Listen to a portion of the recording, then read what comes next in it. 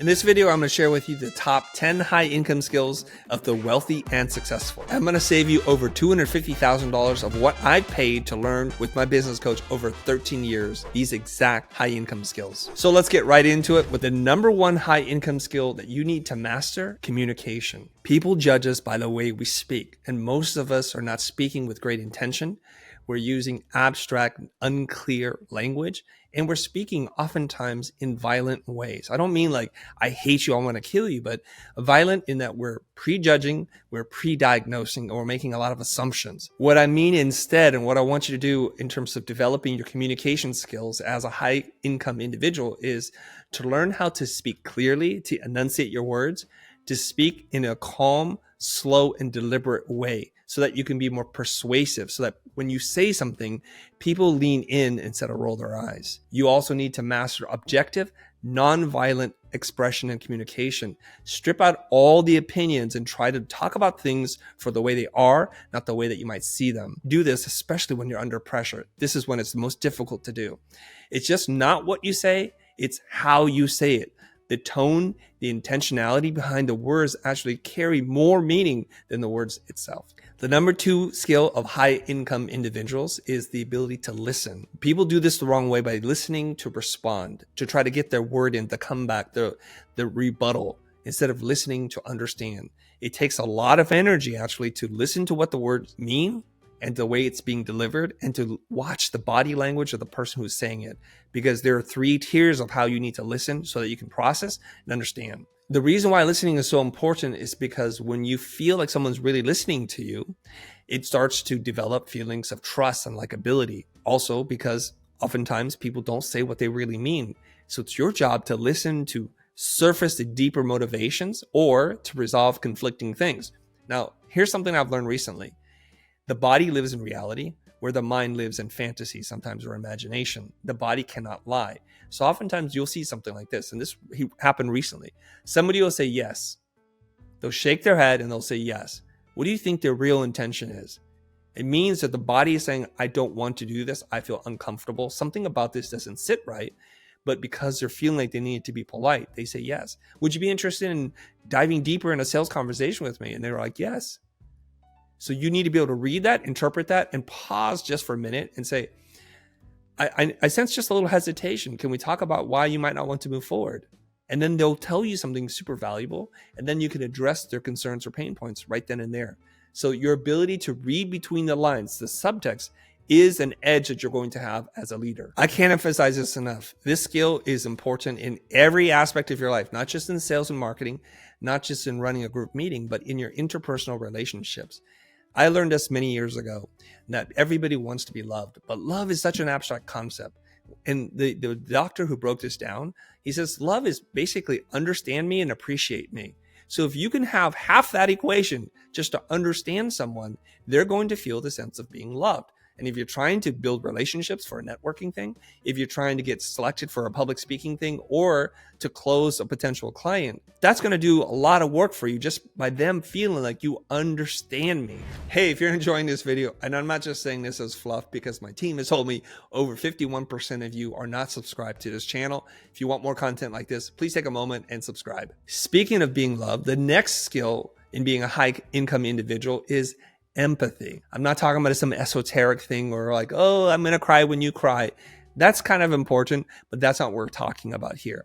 Now, oftentimes people mistake empathy as when somebody's going through an emotional moment, that then you make it about your emotional moment, like you're reliving your pain, your trauma, and you direct the attention away from the other person. A lot of people do this. They think that's the expression of empathy. But true empathy is to understand what that other person needs in that moment in time. And sometimes they need you to be stoic. They need you to be resolved or resolute, or they might need a shoulder to cry on, and not for you to go and have your own triggered moment yourself. Empathy is a skill of the 21st century because it makes people feel seen, heard, and understood, and it's essential for building real connection and loyalty. Empathy turns emotional intelligence into influence. Let's ground this whole concept a little bit here. Many years ago, my friend Mo, who helps me to write and produce these episodes, he was like, Chris, you have this ability during a sales process to speak from your heart. You make people feel like you really care. What's your secret, bro? I said, Mo, you're not going to like this answer.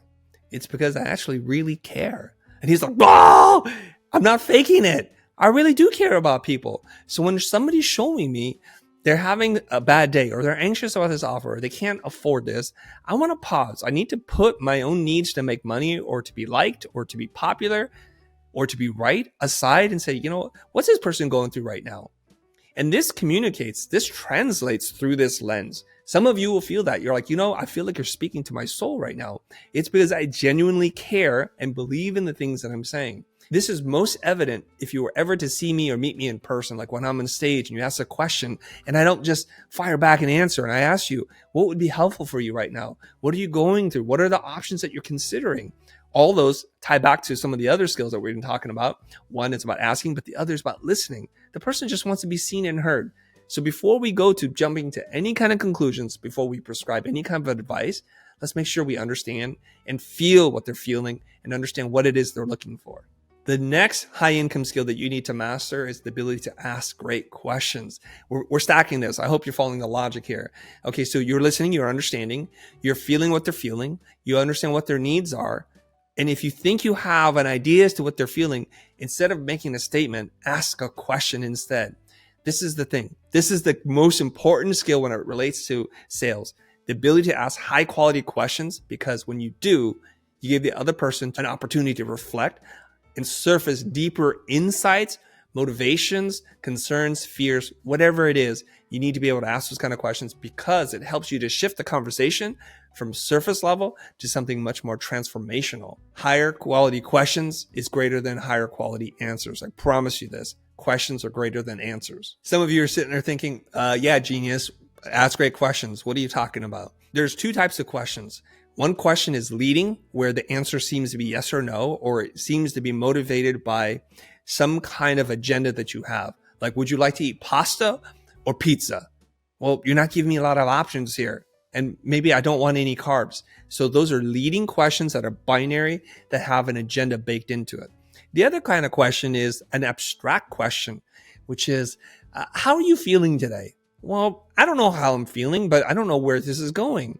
People who get stuck in asking super abstract questions or they're asking leading binary questions, the magic is somewhere in the middle. It's not an exact science, but you're trying to ask a question that gives them direction versus just making it anything as possible. An example of that would be what's motivating our conversation today. The next high income skill is influence. And this is a lifelong pursuit. So don't fool yourself in thinking this is something you can learn overnight. I'm going to narrow in on influence right now into a specific area on how it can lead to personal and business growth. Influence is your ability to enroll people into your ideas. You have a vision, but if you don't have the ability to influence people, no one's going to help you to build this vision.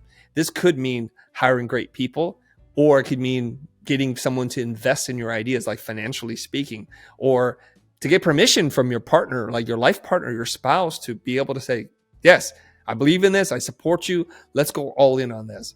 And with the advent of media or social media, we can do this both online and in person, to be able to use content, to tell stories, to create thought leadership so that we can enroll people in these ideas at scale. Influence equals trust, clarity, and consistency. And if you want to dive deeper into influence, a great resource to refer to is a book by Robert Cialdini. It's called Influence, the Psychology of Persuasion. Now, jumping from influence to our next high income skill, coaching, especially as it relates to leadership, team building, and business growth. Coaching or teaching is about developing others. Your ability to spot talent is really important. And then after you spot the talent, to be able to draw out people's potential. It is really important that you are able to create safe space for them to grow and to guide without controlling them. Coaches help other people self-discover solutions. It's your ability to ask them questions so that they can solve it for themselves, so that you empower them to be creative and to think and to have the independence to do things in the best interest of the company. And this is going to have a long-term impact over short-term direction. And a great resource if you want a deeper dive on this is Michael Bungay-Stanier's book, The Coaching Habit, a bestseller. Hey, you know the drill. Comment on which one has been the most impactful to you, and I'll do a deeper dive. And the next high income skill is decisiveness, the ability to make clear, concise decisions. You've all been stuck in this when you're looking at all the possible options, looking for guarantees. This is a form of paralysis by analysis, What you want to be able to do is to make quick, confident decisions over overthinking, because there's no such thing as a perfect plan. Action creates momentum. You activate big momentum, and inaction kills it. You have to learn to trust your instincts, because you know what? No one ever has all the information they need.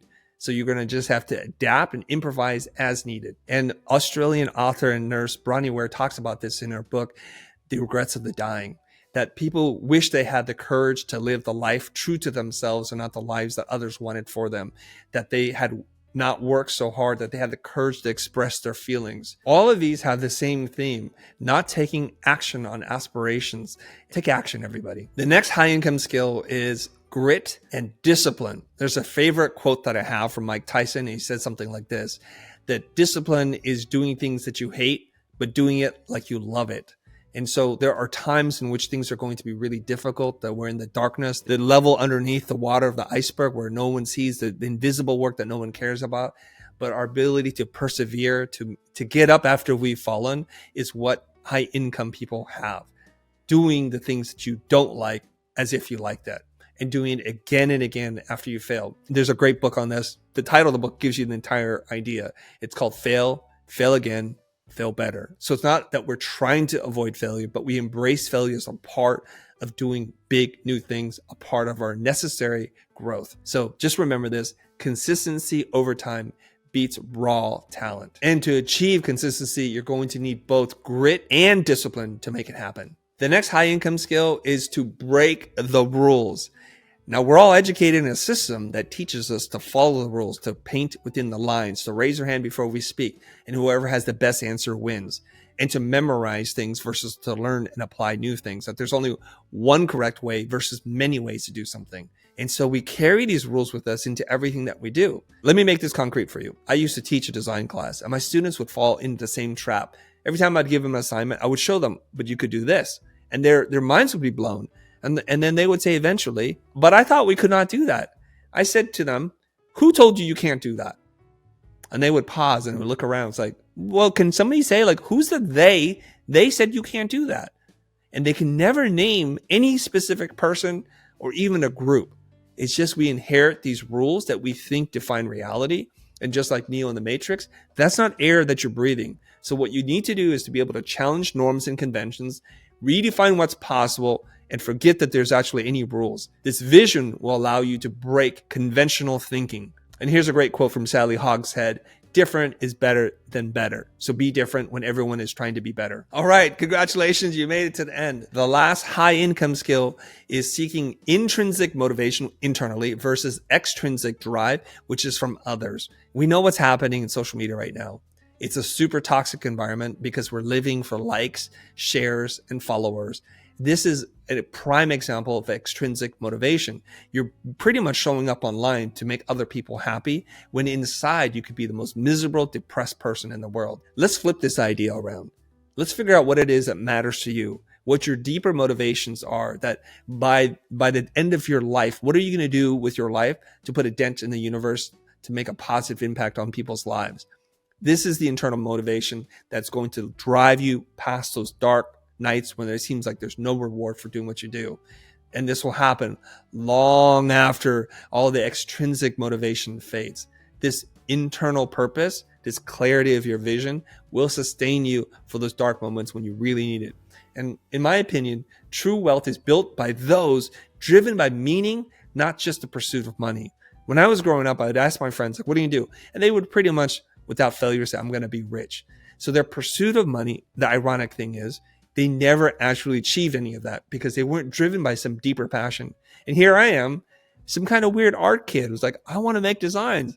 I like these logos that I see on shirts and patches and things like that. I love graphics on skateboards. And so I was thinking, I'm going to be a total loser in my life. I'm barely going to have enough money to pay rent and just afford a living.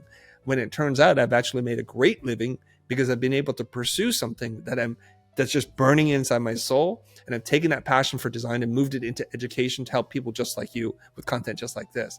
So the internal game determines how long you're able to stay in it. So let's work on that. A great book to really dive into this deeper, especially because it pertains to business, is Simon Sinek's book, the infinite game. Now, your ability to apply, cultivate, and strengthen these core skills will transform you and your business. But you have to know where to properly apply these skills in your business. And for more on that, watch my video, The 40 Brutal Business Truths I Wish I Knew When I Was 20.